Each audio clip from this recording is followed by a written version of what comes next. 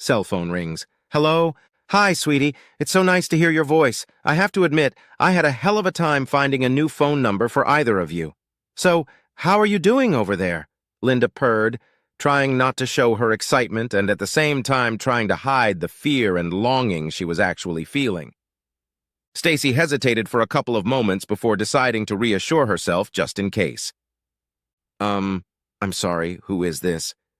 Oh, for God's sake, Stacy, it's me, your mom. I'm sorry I didn't call sooner, but God, I expected you to at least recognize the voice of the mother who has loved and raised you for over 17 years, Linda said in a now rather upset voice. Stacy smiled with the corner of her lips. In fact, she had realized that the call was from her mother, but she had decided to be careful. Her caution had the advantage of giving her absent mother an emotional scarecrow without seeming too rude. "Oh, hi, Mom," she finally responded. "You caught me off guard and I was just being, careful. I don't want to get caught up in some phone stalker." Stacy paused again and, after a little thought, decided to object to her mom's remark about having loved and raised her for over 17 years. The girl held herself in check, but she wasn't going to give up her displays of polite barb in the conversation. "Mom, I don't think the last 3 years can be considered your raising or loving. I was almost 14 when you left us, and this call is the first word from you in 3 years.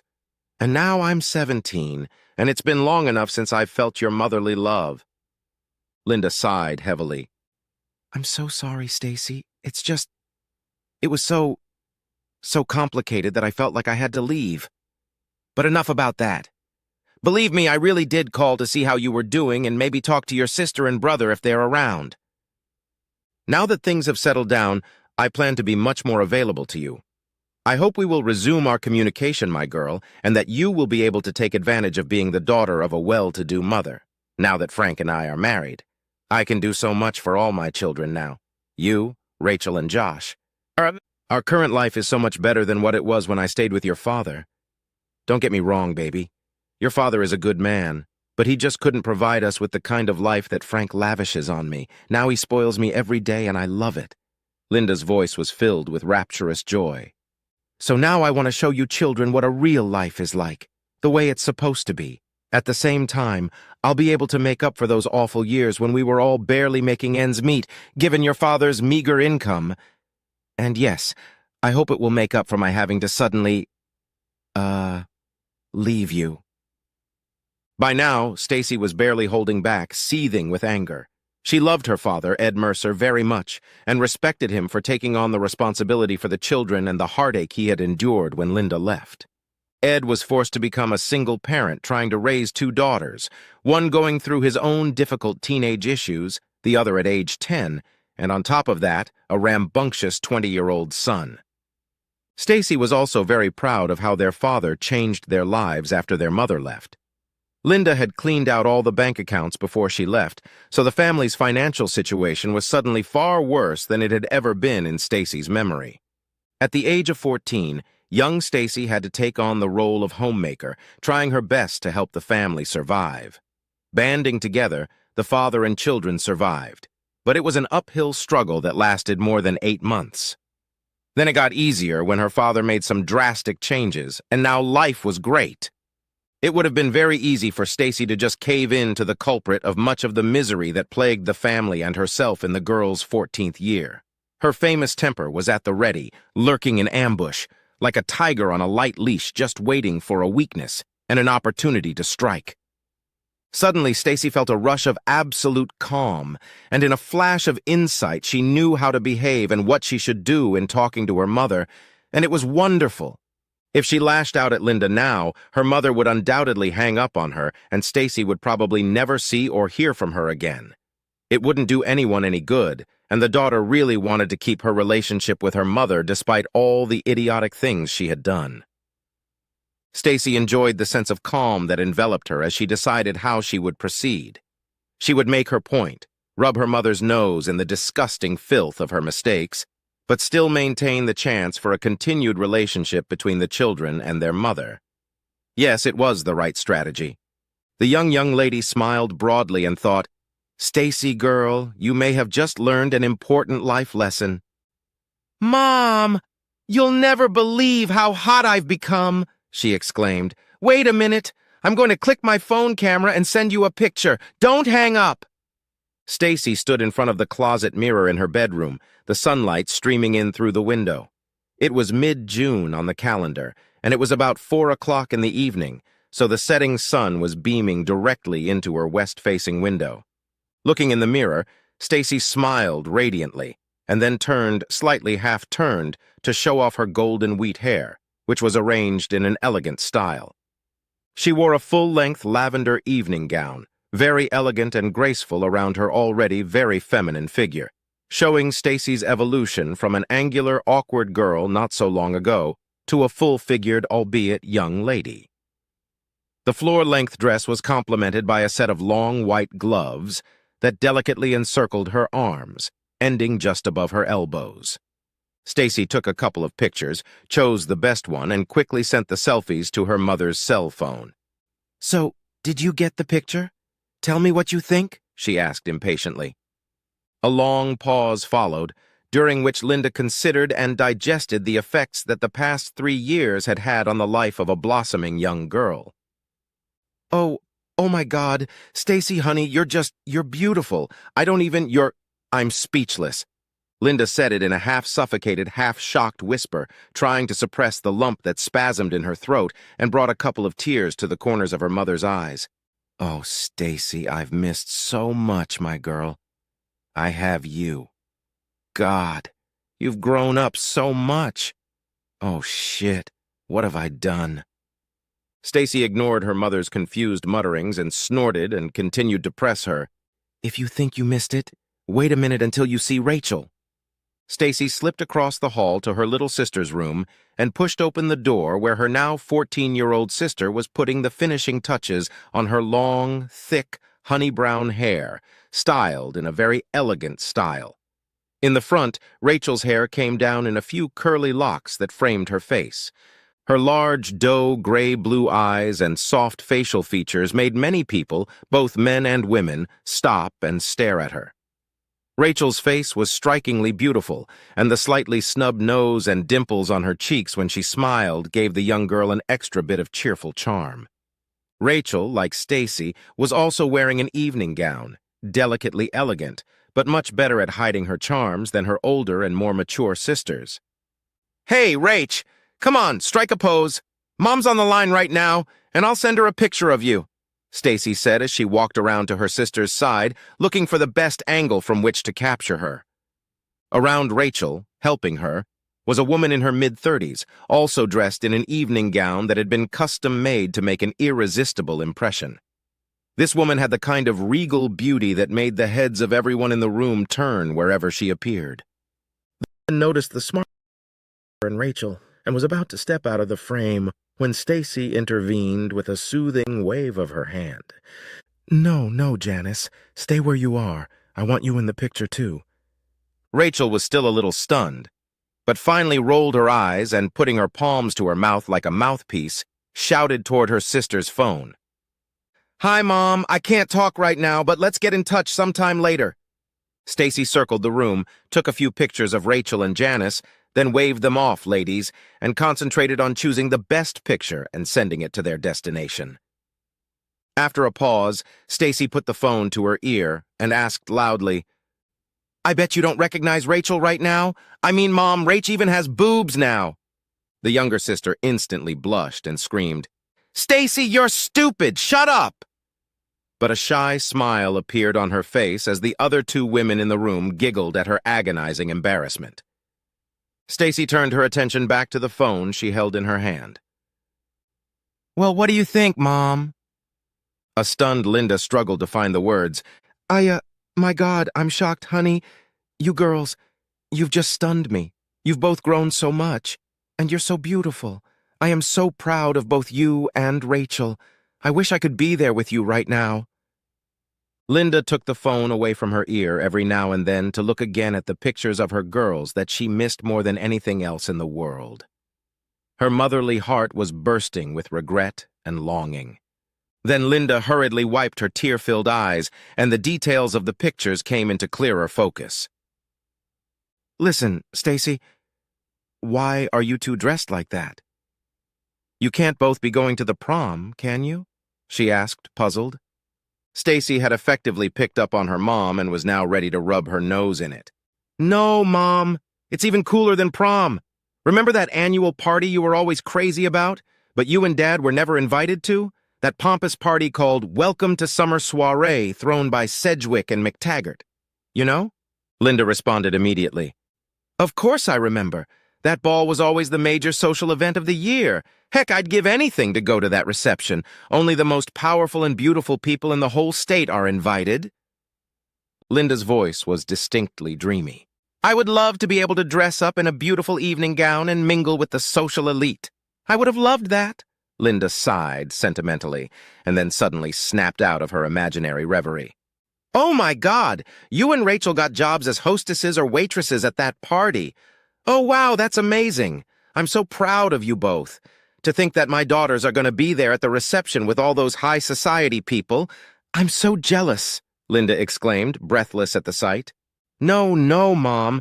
Rach and I are not caterers. We are invited guests. Stacy proudly and with undisguised pleasure shared their secret with her mother. What's more, we'll be sitting at the head table because Daddy is the guest of honor at the ceremony. It's a surprise for him, but Daddy will be given special recognition by the organizers. Isn't that super cool? I'll even be one of the honorees. Oh my God, Mom, I'm so nervous, but I'm also so excited. Linda was completely stunned. What? You're kidding, right? Stacy, baby, you've got to be kidding. Why would a petty expense account clerk be invited to a welcome to summer night ceremony, let alone be the guest of honor? Pfft, that just doesn't happen in real life. All right, admit it, honey, you're just kidding me, right? Yeah, right, Mom, the older daughter snorted. Of course, Rachel and I dress up all dressed up every day just to wait for you to call and purposely produce you. Come on, be realistic, Mom. A lot has changed since you left us. We've been in a lot of pain. No, we were all absolutely devastated, but Dad was able to pull us all together, and even Josh, and somehow made a new life for us without you. Maybe I should fill you in on what's happened since you left us. IT needs to be done quickly because the limo with Fona and Josh has to be back. In about 15 minutes. And then we'll all have to leave. Stacy took a deep breath to suppress her anger before she began her account of their life after Mom. Dad was practically destroyed when he found out you were doing it with some old fart in your bed with him. You kind of disappeared right after he found out about everything and threw it in your face. So personally, I think you were already planning to run away. You just had to move up the date a little bit. At this point, Linda interrupted her daughter's story by whispering, I'm sorry, Stacy. I didn't realize you knew about what happened between your father and I. But yeah, after your dad found out, I felt like I had to leave. What was the point of me staying? Oh my God, he even had pictures of us. Yeah, Frank and I decided to leave town and move into his apartment in Manhattan, and we've been there ever since. Stacy, I'm sorry that your dad decided to tell you what happened. If you ask me, I think it was pretty low to involve you kids in this. All of this. Bullshit, Mom! The girl shouted, stomping her foot angrily. It's really bullshit! Stacy then tried to control her temper and the destructive emotions that were overwhelming her. She took a couple of deep breaths and then continued, enunciating her words clearly. Daddy didn't tell us anything. I told him. Who do you think took those pictures, huh? That's right, Mom. Rachel and I came home that day and everything was quiet except for some strange noises coming from your bedroom. I told Rachel to wait downstairs and I quietly went upstairs to see what was going on. When I saw what you were doing, I grabbed my phone and took a few pictures and sent them to my dad right away. Then Rach and I left the house and went to a friend's house. Later, when we got home that night, you locked yourself in your bedroom and wouldn't come out, but we could hear you crying. The next morning, you were gone. So the last picture of my loving mother that still stands before my eyes is of her lying on her back under some disgusting old man in my father's bedroom. Come on, Mom. Tell me I didn't need therapy to get those nasty images out of my head. I'm glad you two at least covered your bodies, or I'd probably still be seeing a therapist. I can't believe you're the one who betrayed me, Stacy. How could you do that? Linda exclaimed with a mixture of frustration and indignation. I don't think this is the time or place to exchange lines about betrayal, Mom. It would be a rather unequal match, don't you think? I could turn my fire hose on full blast against your water pistol at any moment, if you know what I mean. Not to mention what Rach and Josh might have to say to you. So do you want to summarize the last 3 years or not? On the phone with her mother, Stacy was inwardly amazed at her own composure and how sensibly and thoughtfully she'd handled the situation. It occurred to her that she had really grown and matured over the past few years. Linda realized at that moment that in order to have any kind of relationship with her children in the future, she would have to go through the hellish gates of responsibility for her actions and their consequences. This was not going to be an easy task for her at all. A few gifts and meetings with her children would not automatically fix the situation. It would take something more than that. Her children had to accept the inevitable and adjust to life without her. Linda really wanted to know how they coped, but to do that, she needed to hear what they thought of her decision and how they felt about their mother's life choices. Did they all really hate her? There was no time for escapism now. If she retreated now, she would likely lose them, and possibly forever. But if she wanted to rebuild the relationship, she would have to accept their feelings and let their fervor shine through. Is she ready for that? Was it all worth the pain she knew would surely come later? Linda pulled herself together. Her voice in the phone receiver was soft and remorseful. Yes, Stacy, you're absolutely right. I suppose at some point we'll have to sit down and discuss all these issues in detail, but first, right now, we need to get back to some reasonable forms of communication. I called to reestablish contact with you, my children, and that would be a good first step, wouldn't it? There you go. Now let me find out how your life has turned out since I left. Stacy couldn't wait to tell her mother what new things had happened in the family's life since she had disappeared, so she rambled on. Mom, you just won't believe what happened. It was like a romance novel, or even a fairy tale. Anyway, after you left, Dad was depressed for months, and it was really bad. Very often when Rachel and I got home from school, I would make her stay outside while I went inside and checked to see if I would find Daddy dead or something. Every time the phone rang, I jumped up thinking it might be a call from the police or the hospital or somewhere worse. I told Josh that he needed to pull himself together and stop drinking and partying because I couldn't be the only one in the family trying to keep it together somehow. I think he was really trying to get a grip, but there was little real help from him. Eventually, one day Dad started reading books on how to get over breakups and grief and all that stuff. Often at night, he would just lock himself in his bedroom and Rach and I would hear the keys clicking on his computer keyboard. He was writing, pouring out his thoughts and feelings, and I think it helped him a lot. By the way, Mom, do you remember how overweight Dad was? Well, he started getting up early in the mornings to run and even shook the dust off the treadmill and weight machine and started using them regularly. I thought he was trying to get himself to start living life to the fullest again, and that was wonderful news. Stacy paused and thought for a moment, then said, I'm guessing you probably don't want to know all this stuff about Dad, but it's really important in the overall scheme of what I'm trying to explain to you about our lives. So I apologize if it's not what you'd like to hear about, but, by the way, Dad is looking pretty hot right now. Even over the phone, it was clear that Stacy was smiling. No, it's okay, honey. I really needed to hear about it, but thank you for taking care of me and telling me how things have been going for you. I really want to know how things are going with you and Rachel and Josh. Well, Rachel's easy. After what happened, she kind of shut down and withdrew into herself and stayed in this, kind of detached for quite a while. She's almost back to her old self now, and you wouldn't believe how well she's doing. A lot of that has to do with Janice. She and Rachel have really hit it off. Linda looked at the picture on her phone again and zoomed in, this time paying special attention to the woman who was helping Rachel get dressed. Okay, so who is this Janice you're talking about? Oh, I'm sorry, Mom. Janice is Dad's girlfriend. Isn't she gorgeous? And she's so sweet. She used to model in swimsuit demonstrations, but Janice is still modeling now. She really helped Rachel come out of her shell, and now supports her aspirations to start a career in the modeling world. Stacy perked up, nearly bouncing on her bed when she remembered something. Oh, by the way, Mom, you should definitely buy a copy of last month's Teen Fashion World magazine. There's a picture of Rach on the cover, and she looks absolutely gorgeous. She's really becoming a sought-after model lately. What? How? When did all this happen? First your dad hooks up with a girl half his age, and now she's selling your little sister to some dirty photographers. If I find out she's taking cheesecake pictures, I'll press charges against your father and Janet or whatever her name is. A furious Linda nearly choked on her indignation. Stacy waited for a response to diffuse the situation, realizing with certainty from whom she had inherited her temper, and then spoke very quietly for good measure. Mommy, listen. Dad and Janice are very, very caring and cautious about any modeling work Rachel or I do.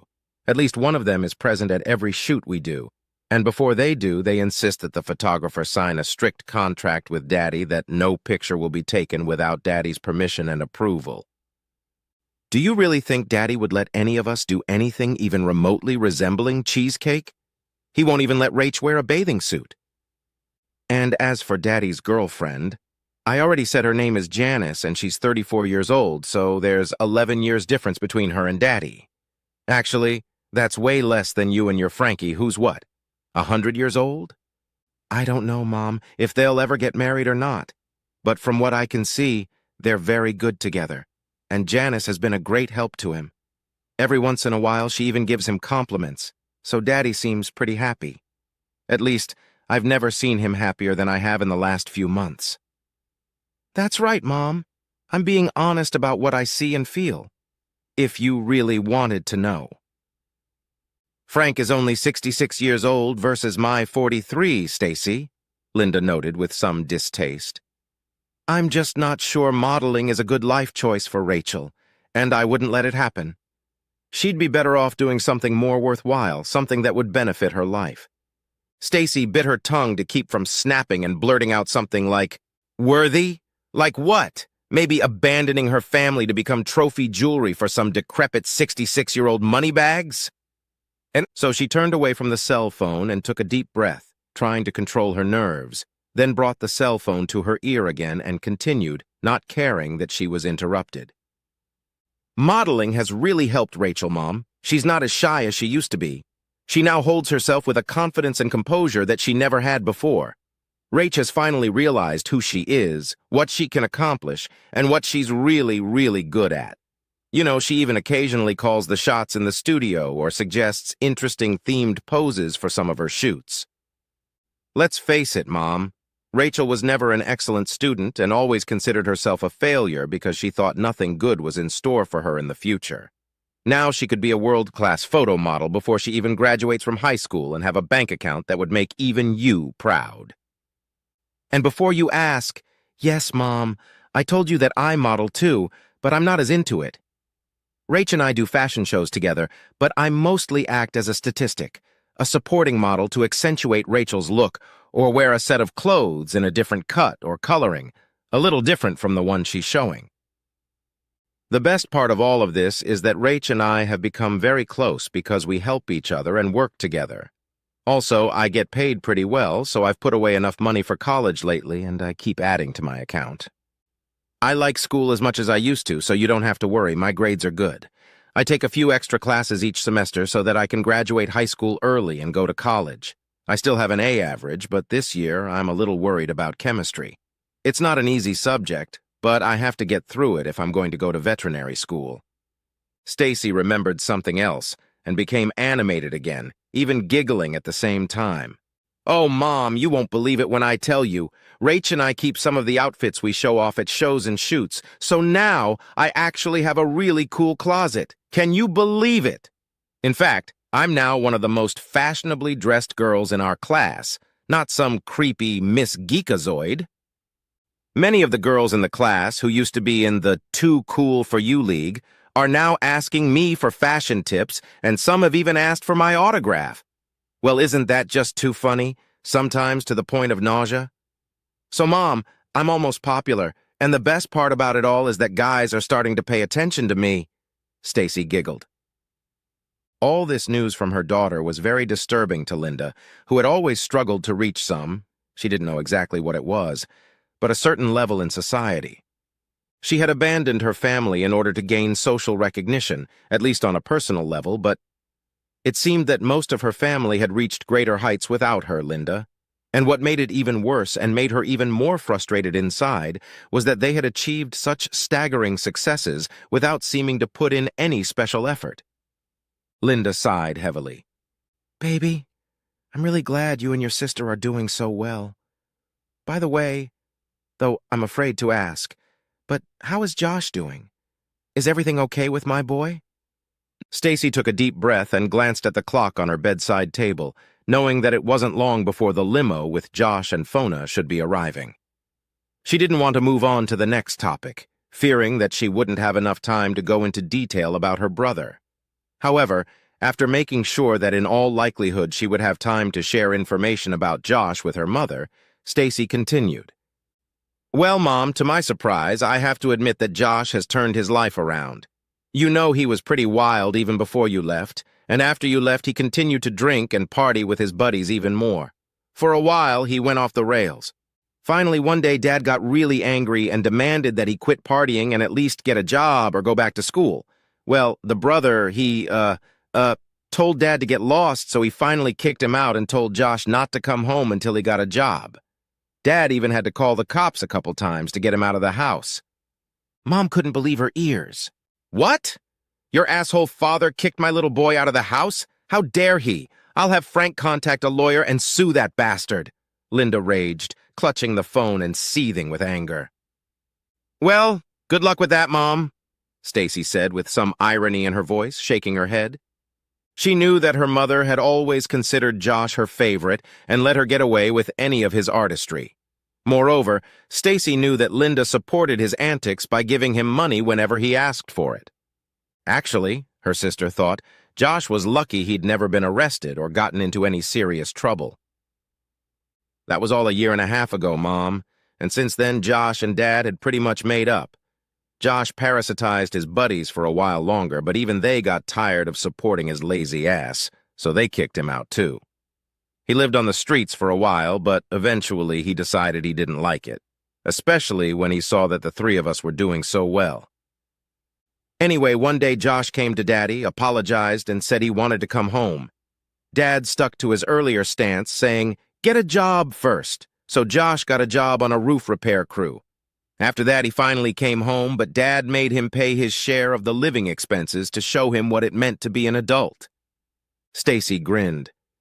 It was pretty funny listening to him whine about his hard work and having to pay for food, rent, and his car, after which he had no money left. Dad to this always told him that this is how the real world works and to get Josh used to it.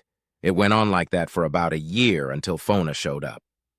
"Don't tell me your dad has another girlfriend," Linda was outraged. "Who is this Fona?" Stacy laughed. "No, Mom. Fona is Dad's personal assistant. She's very sharp-tongued and doesn't tolerate any objections from anyone around her. Dad always calls her his cool boss. She's only 22 years old, but she knows her business and doesn't give anyone a hard time." Fona actually met Daddy during a conference he was working at in Minneapolis. She walked up to him, shook his hand, and told him that if he wanted to be really successful, he needed to hire her to organize all of his travel, book his tickets, and manage his expenses. She then handed Dad her resume and told him to call her when he was ready to get serious about his career. Dad was impressed with her determined business approach and determination and hired Fona right away. She now lives with us, and Dad jokes about having his own harem at home. "Ha ha ha, that's really funny." Stacy laughed. "Fona has really been instrumental in helping Daddy develop his new career. She's like a dear big sister to me, and we all love her very much." If you ask me, Mom, Fona is a real cutie from Norway. She's 5'7", cool haircut, short blonde hair, and light blue eyes. Poor Josh saw her for the first time and immediately fell in love with her. But the clever Fona told him, as she said, that she wasn't going to date anyone who hung around like, well, who had no purpose in life, so suddenly Josh had unprecedented motivation. Stacy's voice took on a certain kind of solemnity as she broke the latest news about her brother to her mother. "Now for the most important thing, Mom. You're probably going to be shocked, but 4 months ago, Josh enlisted in the Air Force and will soon be heading to California to language school in Monterey, where he'll be learning Russian. Well, I guess so." "What? AIR Force? Language school? Russian?" "Holy shit!" Linda gasped in holy horror. This was beyond her comprehension. Chuckling quietly at her mother's reaction, Stacy continued, "It's just mind-boggling, isn't it? Josh is at Lackland Air Force Base waiting for his clearance, so Dad asked him to take some time off to come home and attend a party in his honor. By the way, Fona has started to take a softer attitude toward him, but still won't admit that she and Josh are a couple. But we girls can tell she's fallen in love with him, too. Fona isn't dating anyone else, and these two spend hours chatting on the phone when they get the chance. That's so sweet. Josh, he looks like he's, smitten. Yeah, and he has a plan to finish language school and go to college to get his degree and become an officer. Can you believe it, Mom? My perpetually crazy brother is suddenly a military officer. To anyone who's ever known him before, that sounds really crazy. How strange what love can make you do, isn't it, Mom?" Smiled at Stacy's subtle stiletto slip to her mother while innocently discussing her brother's future plans. Suddenly, a baritone was heard in the background singing "Pipe Dream." Stacy laughed, jumped off the bed, and sprinted out into the hallway outside her bedroom. "Oh, Mom, you have to hear this!" she blurted out into the phone. The girl stretched out her hand with the phone in the direction of the man's voice, just as a series of wolfish wails and moans from the women's voices rang out in unison with it.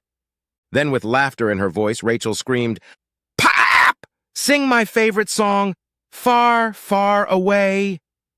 Janice joined her. "Don't you dare shirk your day job," Stacy added. "Daddy, why don't you take this with you on the road? I think the bus leaves in 10 minutes. In the background of the laughing girls, Ed's voice of feigned indignation could be heard breaking out, "Girls, you're killing me. What kind of life do I have? No respect in my own family? I've had enough. From now on, all you rascals are off my Christmas list." A new burst of laughter was immediately followed by a three-voice chorus of women. "We love you, Daddy." And a male promise that it's okay, they're back on the Christmas gift list. After that, Stacy went back to the phone, continuing to giggle. "Daddy is so funny now. He always sings when he's happy or nervous, and we always start teasing him. It's our little game with him." "Oh," was all Linda could get out of her mouth because she couldn't say much more than that. It was obvious that her family was doing just fine without her. Before this conversation with her daughter, Linda had subconsciously hoped that they were all still suffering cruelly because they missed her. There was none of that in the least, so she simply fell silent, caught in a sort of stupor. Stacy picked up the thread of the conversation and continued her narrative. "Dad doesn't know he's going to be the guest of honor tonight, but he's already a little nervous because he and Jack McTaggart are going to play a couple of guitar duets with the band. You know Dad and his bluesy guitar stuff, right? Here we go." After he and Jack became kind of buddies, they discovered that they both love to play guitar, and since then they get together almost every week to stretch their fingers on the strings and drink some beer. "Mom, you should hear them joking about how they're about to become rock stars. Ha ha ha." They're actually pretty good, though, but they do their jams just for fun. Tonight is their first public performance, and I'm sure it will be fun. Can you imagine Daddy in a tuxedo playing guitar on stage? Stacy grinned, imagining the picture in her head. Upon hearing this stunning news, Linda was once again stunned. "Stacy, what are you talking about? Your father and John McTaggart are friends, did I hear right? That John McTaggart? Why, how did this happen?" Stacy smiled inwardly again, with some snickering. She knew that her mother held the McTaggart family in high esteem and had a deep piety for their wealth and power. She also remembered that her mother had always wanted to meet the McTaggarts in person, and now Stacy's father and Jack McTaggart had not only met, but were practically best friends. Stacy also liked the fact that the rich and famous head of the family insisted that members of the Mercer household refer to him simply as Jack, rather than the officious Mr. McTaggart. In fact, in live conversation, Jack turned out to be quite a nice man who played an important role in the beginning of Ed's writing career. "Yes, Mom.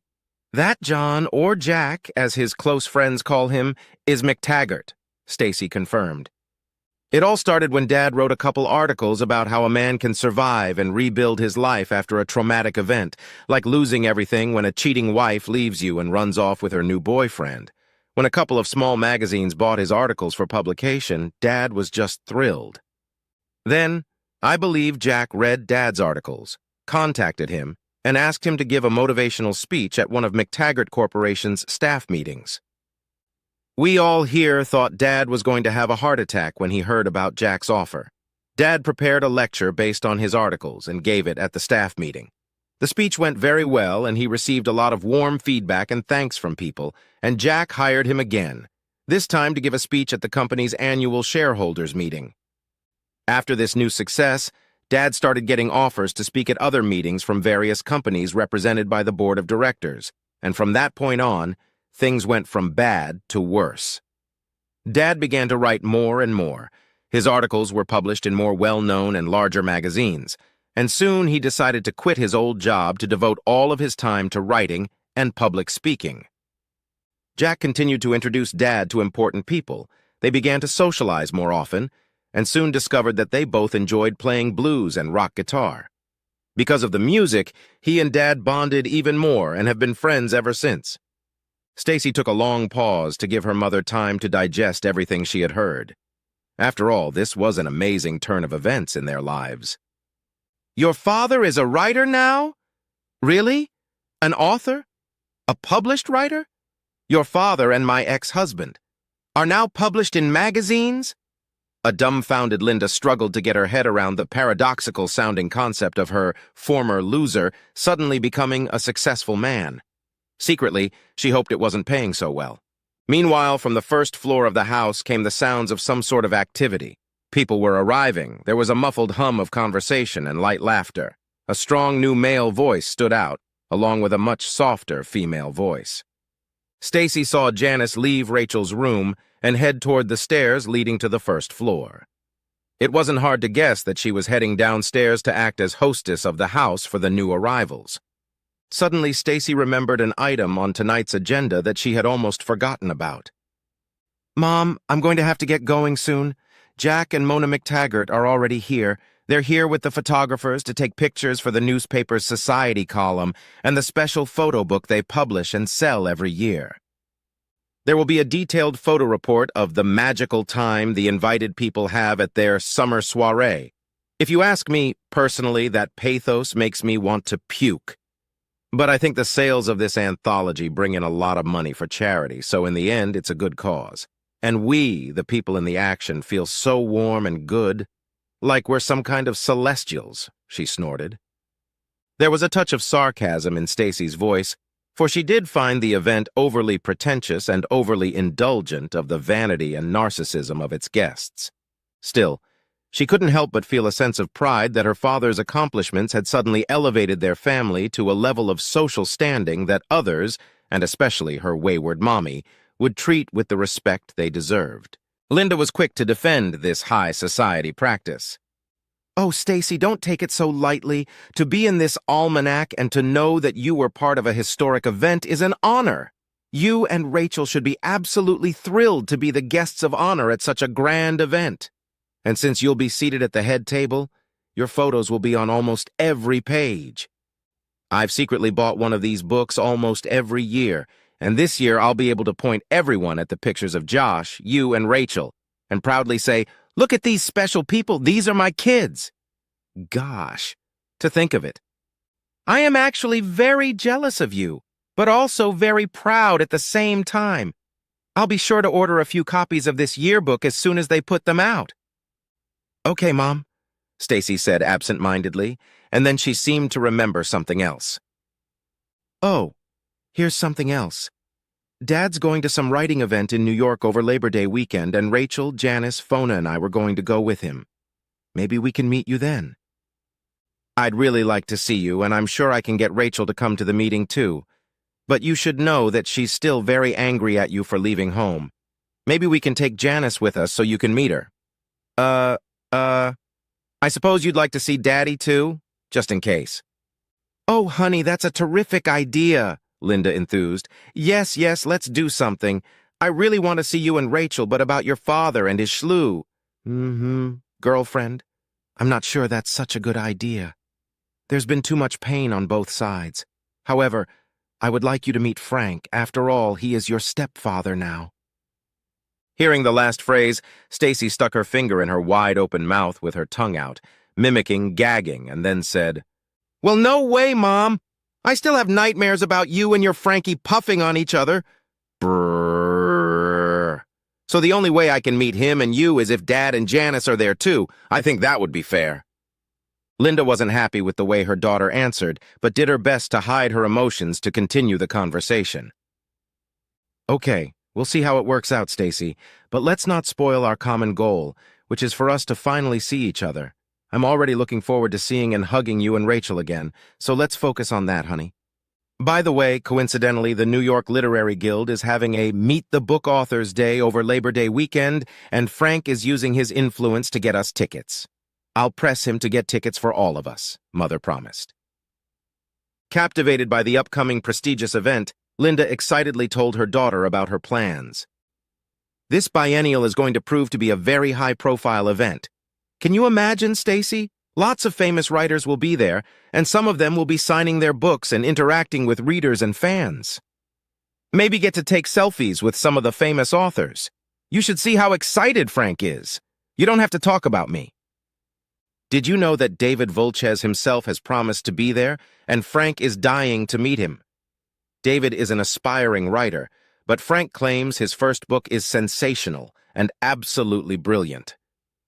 Yes, I know that here on the coasts they usually find out about the latest trends and events before the Midwest, but maybe you've heard of David by chance. Stacy caught the somewhat condescending tone in her mother's words and couldn't help but laugh, deciding to answer her on a similar level of irony. Yes, Mom, I have heard of David Wolchase. What's more, I've met him several times. Of course, I agree that his work is marvelous. I read his book a while back and found it quite, how shall I put it? Provocative, yes. Have you read his book yourself, Mom? Linda was caught off guard by Stacy's barb, but decided not to react in any way. No, to be honest, I can't say I have. I'm not a big fan of that kind of reading, but Frank... Oh, he's definitely a fan. Stacy laughed and almost said something about that book not having enough pictures for her mom's literary tastes, but she refrained. Mom, do you have a hardcover or paperback copy of David's book handy? Linda looked around and then walked into Frank's office. Yes, we have a hardcover copy of his book right here on Frank's desk. Why do you ask? Mom, take a look at the back and side inside of the dust jacket and tell me what you see. Now, okay. There's a picture of the author of the book. Oh my God, it's Ed. Oh my God, it's a picture of your father that I took about 7 or 8 years ago. Oh my God, how can this be? That can't be David Wolchase. Your father is not David Wolchase. Please tell me there's some kind of mistake. Stacy bent in half with laughter, trying not to choke up as the full irony of the moment penetrated her consciousness. It can't be helped, Mom. Yes, and yes, David Volches is in reality Edward J. Mercer. When Dad decided to write a novel, he wanted to separate his writing goals for a variety of reasons, so he came up with a pen name and released his first novel under the name David Volches. This is so funny, Mom!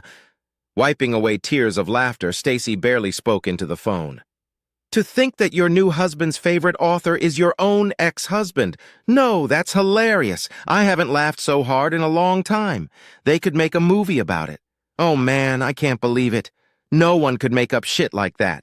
Ah ha ha, Mom, that's too funny. Linda just sat there with a deadpan look and finally said quietly, Shit. Stacy already had to go, so ending the conversation, she said, still chuckling, I gotta go, Mom. I'll send you my email address and you send me yours and we'll make our plans for Labor Day weekend. I'm so glad you called, and I'm looking forward to seeing you again. I love you, Mom. Ugh, that's still too funny. In some inexpressibly sullen voice, Linda asked, Say hi to your brother and sister for me and give them my number so they can call me when they get a chance. I love you too, Stacy. The eldest daughter disconnected the phone and went downstairs, still giggling to herself at the unexpected consequences of the recent turn of events, and primped in front of the large mirror, ready to be photographed for the socialites. Stacy knew she'd have no problem with her dazzling smile tonight, but only she would know the reason for her excellent mood, for now, at least. Linda, on the other hand, continued to sit in deep thought for another long time, staring unseeingly at the book on the table in front of her, until she came to the clear realization that Karma was indeed a vindictive bitch. Before she could fully recover from her conversation with Stacy, Frank came trotting into the room. Linda, you're never going to believe what happened. I just got a postcard from David Woolchase. I wrote him, telling him how much I loved his book and that I was really looking forward to meeting him in September. And lo and behold, he wrote me back. And he wrote the message in his own handwriting. Can you believe it? Hold on, let me read it to you. Dear Frank, you have no idea how pleased I am that you've read and enjoyed my first novel. Although you may not know it, you are the one who has had a very positive impact on my life and career. I don't know if I will ever be able to fully thank you for that. So I look forward to thanking you in person. You have taken a huge weight off my shoulders and provided a much-needed spark for my personal growth as a person and a writer. So I am deeply indebted to you. Best wishes, David Woolchase. Frank, in his rapturous joy, continued to mumble excitedly, telling her that he must have met David at some point, as his picture in the book seemed somewhat familiar, but could not remember where he had seen this now popular writer. Now her now husband couldn't wait to meet him in person, hoping to be a good friend to his new favorite author. All this time of tumultuous joy and bustle around her, Linda continued to grow more somber and depressed, as Frank's words sunk deeper and deeper and faded into her mind. Finally, in a squeaky voice from the depths of her parched throat, she squeezed out exhaustedly, Shut up, Frank, just shut up!